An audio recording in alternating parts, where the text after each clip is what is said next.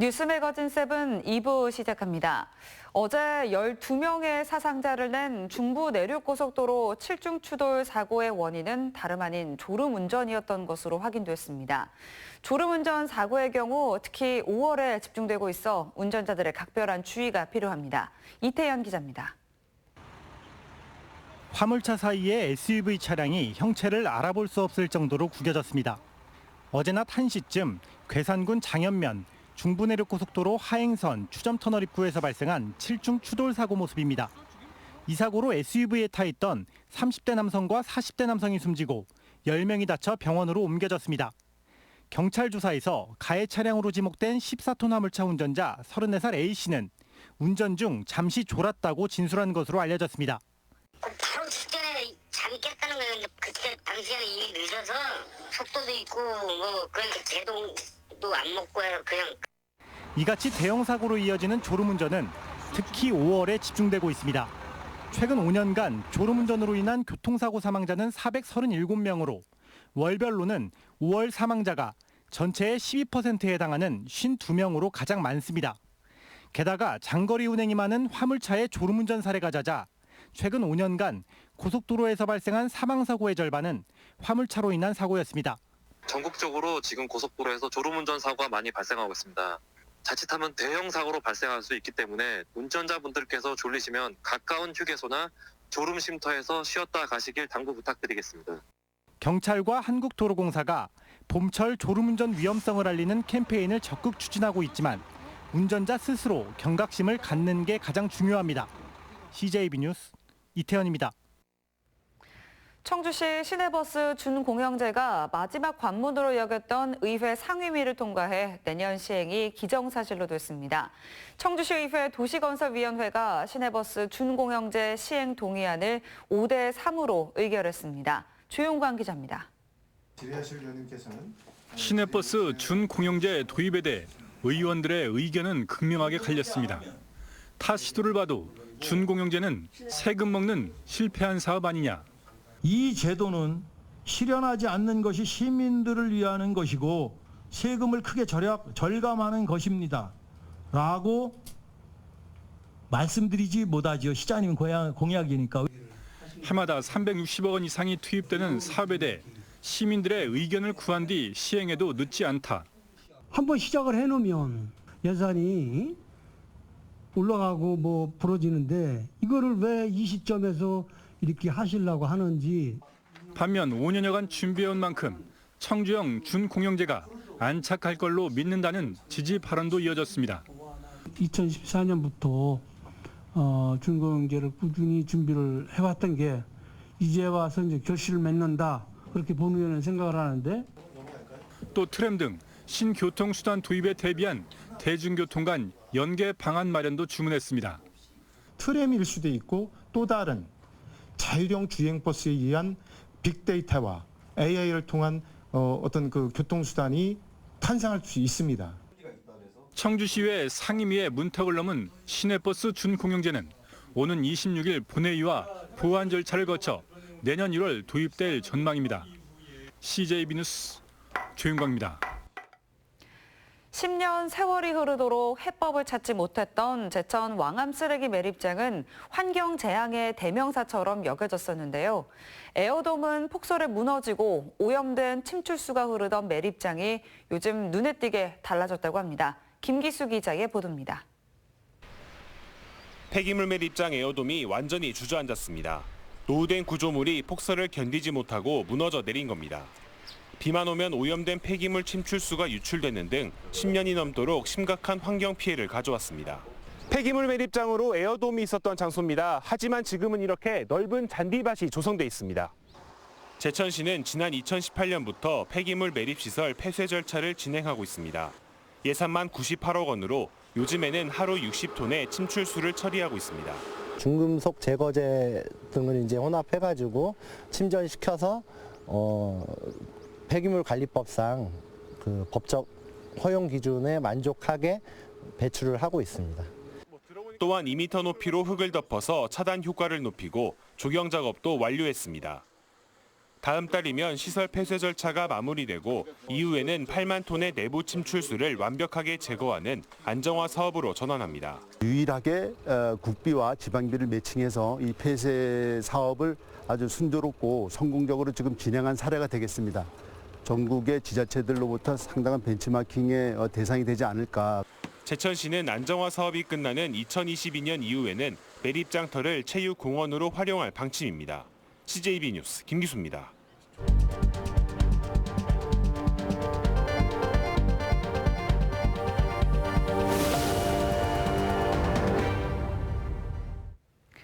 네, 오늘의 뉴스 초점을 살펴보는 뉴스 브리핑 순서입니다. 보도국 조상호 기자 나와 있습니다. 네, 저희가 지난주에 그 방사관 가속기 유치 이후에 이 청주의 주택시장 잠깐 짚어봤습니다. 요즘 분위기가 또 심상치 않다고요. 네, 한마디로 투기장 같은 모습입니다. 이로 인해서 지역 실수요자들의 부담이 점점 커지고 있습니다. 네, 뭐 투기장 같다라고 지금 말씀하셨는데 무슨 의미일까요? 원래 청주 아파트 시장이 대전이나 천안에 비해서 많이 상대적으로 저렴하다 보니까 외부 외지 투자자들 유입이 많았다는 그런 그 뉴스를 많이 해드리지 않았습니까? 네. 코로나19 영향으로 이게 좀 잠깐 주춤했다가요. 방사관 가속기가 또 기폭제가 된 모양새입니다. 네. 물론 청주 시내 모든 아파트가 그렇다는 얘기는 아니고요. 몇몇 아파트, 소위 말하는 대장 아파트, 신축 아파트, 그리고 분양권의 투자 자금이 대거 유입되면서 시세가 요즘은 일주일 단위로 바뀌는 그런 모습이 연출되고 있다고 합니다. 네, 그럼 실제로 뭐 얼마나 좀 올랐나요?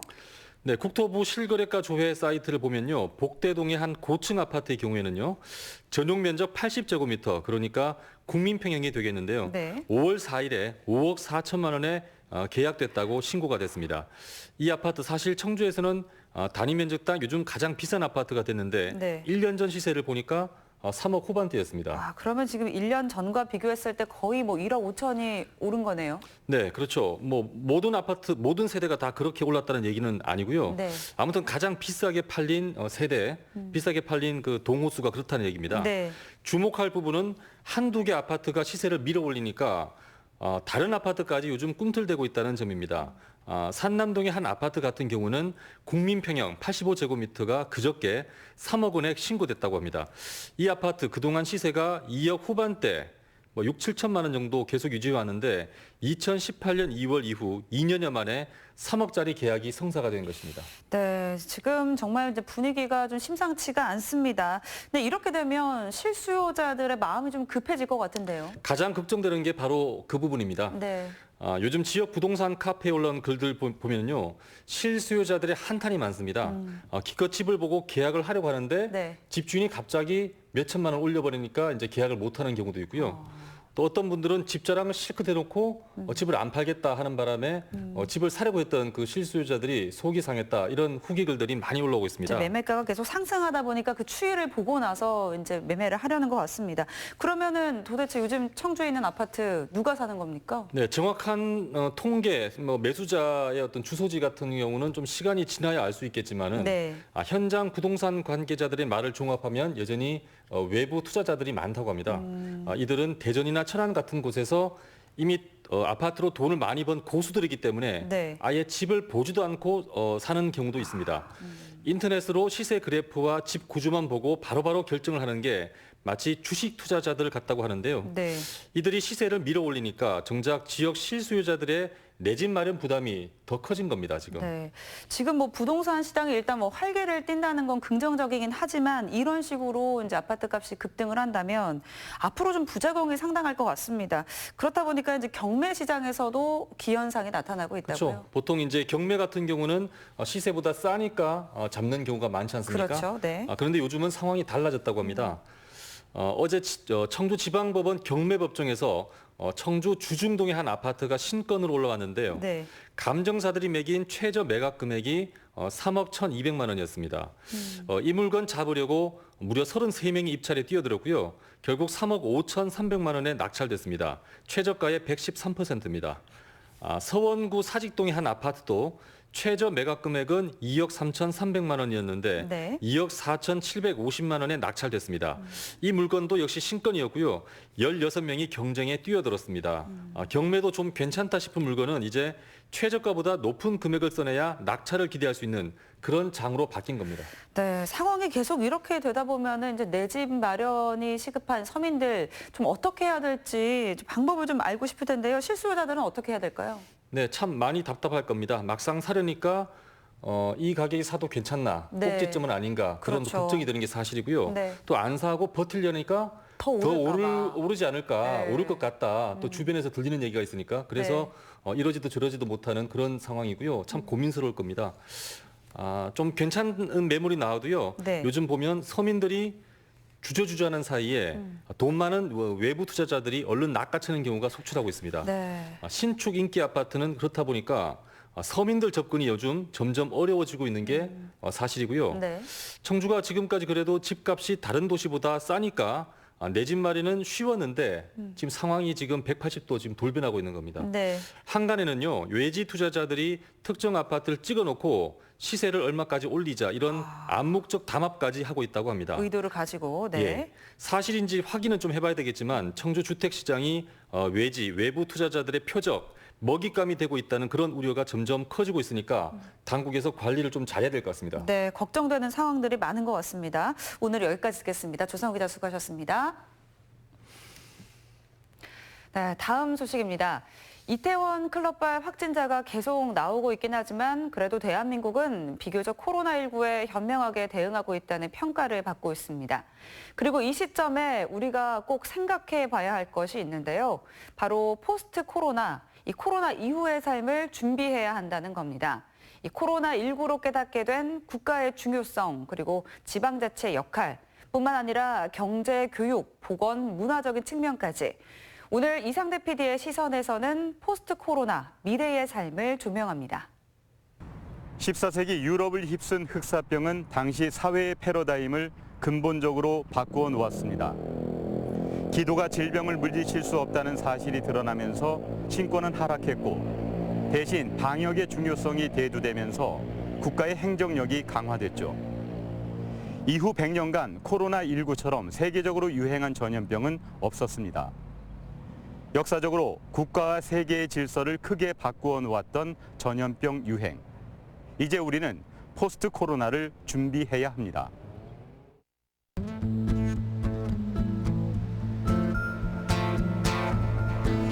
세계무역기구가 올해 전 세계 무역량을 세계 2차 대전 이후 최악의 감소세를 보일 것으로 내다봤습니다. 전년 대비 32%나 하락할 것으로 예측한 겁니다. 세계 경제 성장률도 참담합니다. 대공황 이후 최악의 하강 국면인 마이너스 3%가 예상됩니다. 이제 과거와 같은 그 밸류 체인이라고 하는 그러한 틀은 이제 더 이상 유효하지 않다라고 하는 부분들을 볼 수가 있습니다.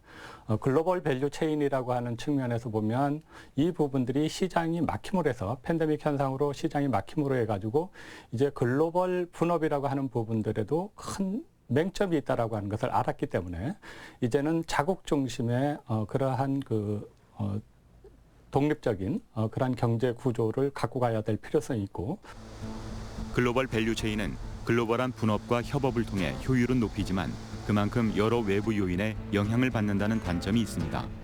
코로나19 발생 초기 중국 현지 협력 업체들이 생산을 중단하면서 국내 완성차 업체가 임시 휴업한 사례가 대표적입니다. 우리나라 수출 산업의 대중국 의존도는 약 166조 원으로 1위를 차지하고 있습니다. 대중국 플러스 알파를 통해 대체 공급망을 확대해야 한다는 목소리도 높습니다. 코로나 팬데믹으로 급부상한 산업이 있습니다. 바로 비대면, 즉 언택트 산업. 한 통계에 의하면 지난 1월부터 3월 사이 코로나19로 인한 언택트 소비가 증가했다고 답한 사람이 71%나 됐습니다. 우선 기존의 대면 서비스 산업 같은 경우들은 이제 비대면 형태로 많이 바뀔 가능성이 높습니다. 그리고 기존에 이제 언택트 형태의 그러한 부분들이 온택트라고 하는 온라인이나 네트워크를 통한 그러한 소비 구매 이러한 부분들 형태로 바뀔 가능성이 굉장히 높고요. 이런 비대면 산업은 소비에만 국한되지 않습니다. 교육 분야에서는 이미 온라인 교육이 시작됐고 많은 기업들이 재택근무, 화상회의를 선택하기도 했습니다. 100명 이상의 사람이 함께 화상회의를 하고 인공지능과 가상현실이 인간의 서비스를 대체하는 시대. 전염병이 기술의 진보를 강제한 셈입니다. 코로나19 극복 과정에서 지방자치단체의 역할과 중요성도 대두됐습니다. 불가피하게 지역을 봉쇄해야 할 때 최소한의 보호막이 되기 때문입니다. 지방자치의 중요성을 새삼 깨달은 만큼 이 위기를 경제자립의 계기로 삼아야 한다는 의견이 높습니다. 그리고 이를 현실화할 방안 중 하나가 바로 지역화폐 활성화입니다. 어찌 보면 지역화폐를 통해서 지역의 경제가 돌아갈 수 있는 그러한 혈맥 역할을 할 수 있도록 하는 방법이 될 수가 있고 이러한 부분들은 지역화폐 발행액이 점점 더 확대될 가능성이 높다고 보고요. 두 번째로는 각종 생활 필수품이나 이러한 부분들이 공급망이 깨어지게 되면 결국은 자급자족할 수밖에 없는 형태라면 이러한 부분들은 지역사회 내에서 자급자족할 수 있는 그러한 경제망을 구축해 나가는 것도 지금부터 준비를 해 나가야 될 과제라고 볼 수가 있습니다. 지역화폐 발행과 유통으로 지역 경제가 활성화되면 지자체 조세 수입이 자연적으로 늘어나고 이는 지역 경제 선순환으로 이어집니다. 한국지방행정연구원의 추산에 따르면 2019년 8월까지 전국 지역화폐 총 1조 8천억 원 발행에 따른 생산 유발액은 3조 2천억 원, 부가가치 유발액은 1조 4천억 원, 취업 유발 인원은 약 3만 명이나 됩니다. 현재 충북에서도 모든 시군에서 지역화폐를 유통하고 있는데 대부분의 지역이 발행 규모를 늘리고 있습니다. 코로나19가 빈부격차를 심화시킬 것이라는 우려도 큽니다. 대통령까지 나서서 전 국민 고용보험 확대를 역설한 이유입니다. 현재 고용보험 가입자는 전체 취업자의 절반 수준. 최근 예술인을 포함한 고용보험 확대 법안이 국회 본회의 통과를 앞두고 있는데 이를 저임금자, 자영업자, 플랫폼 노동자, 프리랜서까지 확대해야 한다는 겁니다. 최소한의 생활 임금 정도의 그러한 경제력을 뒷받침해 줄 수 있는 그런 측면에서는 고용보험이라든가 이런 부분들이 향후에 제도적으로 만들어 나갈 필요성이 있다고 판단됩니다.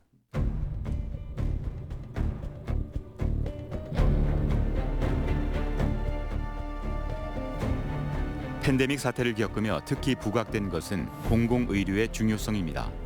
보건소, 공립병원 등이 이에 해당하는데 우리나라의 공공병원 병상은 전체의 10.4%로 OECD 국가 중 최하위입니다.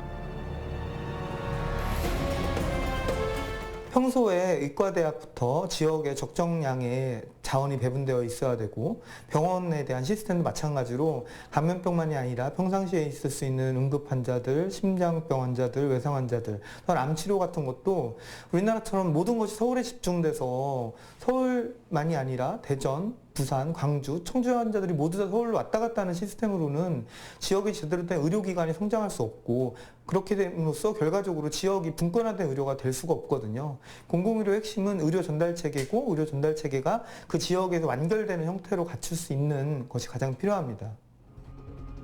2017년 기준 인구 1000명당 의료기관 병상수는 12.3개로 일본에 이어 세계에서 두 번째로 높습니다. 하지만 공공의료기관 병상수를 살펴보면 사정이 달라집니다. 같은 해 기준 인구 1000명당 공공의료기관 병상수는 1.3개로 세계 꼴찌 수준입니다. 공공의료 기반시설 구축의 필요성이 제기될 때마다 안 그래도 적자인 공공의료기관의 시설 확충은 예산 낭비라는 질책을 받았지만 이번 코로나19 사태에서 서울시 확진자의 80%가 공공의료기관의 혜택을 받았습니다. 공무원이 하는 것이 공공의료가 아닙니다. 가치가 공공을 위해서 하는 것이 공공의료죠.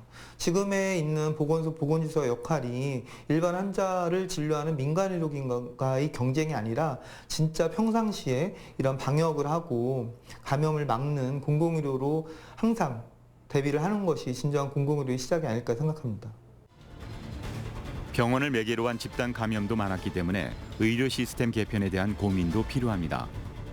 원격 의료가 대안이 될 수 있는데 아직까지는 우려되는 점이 많은 만큼 세밀한 논의가 있어야 한다는 의견입니다.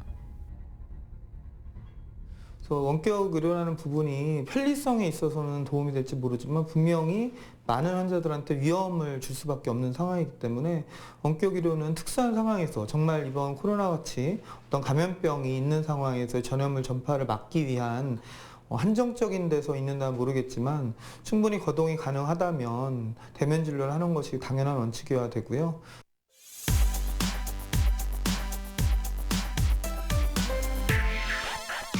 청주시 문화제조창 내에 위치한 한국공예관의 이전 기념 전시가 이루어지는 현장입니다. 전시는 지난달 24일 시작했지만 제작진이 찾을 당시만 해도 관람이 불가능했습니다. 코로나19로 인해 온라인 전시로 대체됐기 때문입니다. 사실 저희들이 지난 10월에 한국공예관을 이 문화제조창으로 이전하면서 참 야심차게 6개월 동안 준비를 했는데 코로나19로 이렇게 온라인 전시를 하게 된 거에 대해서 아쉽습니다. 이전 전시에 걸맞게 집들이라는 이름을 짓고 야심차게 준비했지만 관람객은 초대하지 못하는 현실. 전시관 앞에서 QR코드를 찍으면 바로 만날 수 있는 온라인 전시로 아쉬움을 대신합니다. 전시와 공연을 온라인으로 대체할 수 있는가에 대한 고민은 계속되어 왔지만 그 현실을 이렇게 빨리 맞을 줄은 미처 예상하지 못했다고 합니다. 소위 20세기의 한 축을 이루는 발터 베냐민의 아우라라는 말, 다시 말해서 현장에서 양감과 질감을 느끼면서 아우라를 느끼는 것이 과연 이것이 온라인 상으로도 가능한가 하는 질문을 계속 던져왔고 그것을 벗어나지 못했던 우리들에게 경각심을 주고 그래 우리가 아직 상상하지는 못하지만 포스트 코로나 이후의 시대의 매체 환경을 새롭게 우리가 만들어가고 적응해 나가는 그런 것을 받은 게 아닌가, 요구받는 게 아닌가 이렇게 생각을 합니다.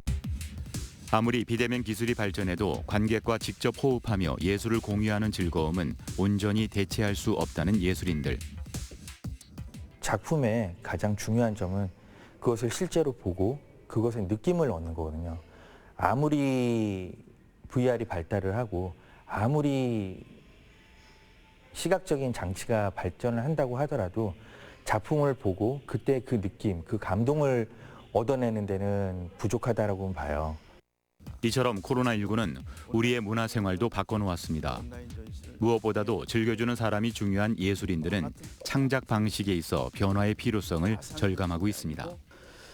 그러니까 공연의 형태, 전시의 형태, 또는 예술 창작의 방법, 또는 관람과 관객의 관람 방법, 이런 모든 것이 변화해야 되고 또 이미 변화하고 있고 한국예총이 추산한 1월부터 4월까지 공연 전시의 축소 취소로 인한 피해액은 무려 500억 원.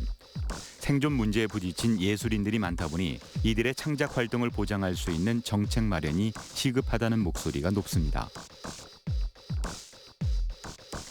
예술계에서는 창작 활동과 국민의 예술 권리, 예술 향유권을 보장해주는 그러한 제도와 아울러서 예술인들의 고용보험 내지 예술의 기본소득을 만들어줘야 되겠다. 이런 아주 강력한 열망을 저희들이 열심히 실천해보고자 합니다.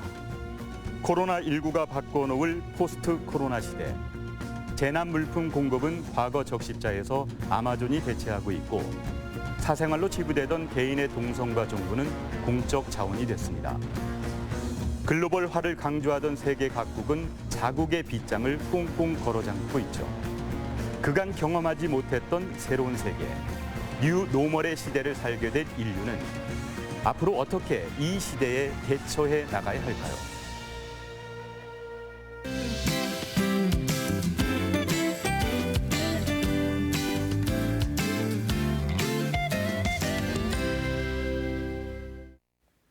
내일은 오늘은 여름의 두 번째 절기 소만입니다. 본격적인 농사가 시작된다는 의미이기도 한데요. 그만큼 날씨가 중요하겠죠. 특히 소만 추위는 얼어 죽는다라는 속담이 있을 정도로 이 시기에 부는 바람은 매우 차갑고 쌀쌀합니다. 다행히 올해는 바람이 강하게 불진 않겠고요. 다만 어제 내린 비로 인해 대기가 습해지면서 일부 지역에서는 안개가 짙게 끼는 곳이 있겠습니다. 이른 아침 운전하신다면 안전운전 하셔야겠습니다. 내일 아침 기온 살펴보시면 대부분 지역에서 10도 안팎을 보이며 오늘보다 3도가량 낮겠고요. 낮 기온은 청주 영동이 20도, 제천 16도로 평년과 비교하면 5도에서 9도가량이나 낮겠습니다. 다만 구름 사이로 햇살이 강하게 내리쬐면서 자외선 지수는 매우 높은 단계가 예상되는데요. 내일은 우산 대신 자외선 차단제를 챙기셔야겠습니다. 다음은 자세한 지역별 내일 날씨입니다.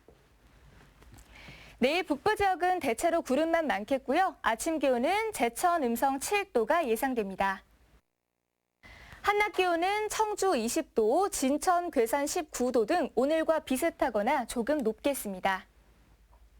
남부 지역 역시 아침 기온은 오늘보다 낮고요. 한낮 기온은 20도 선에 그치겠습니다.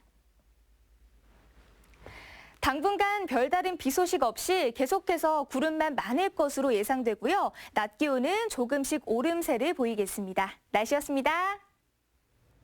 네, 마지막으로 오늘의 컷 7입니다. 카카오톡 채널에서 CJB 청주 방송을 추가한 후 여러분의 일상 등을 사진으로 보내주시면 오늘의 컷 7에서 소개해드립니다. 일상의 뉴스다. 뉴스 매거진 7을 마칩니다. 고맙습니다.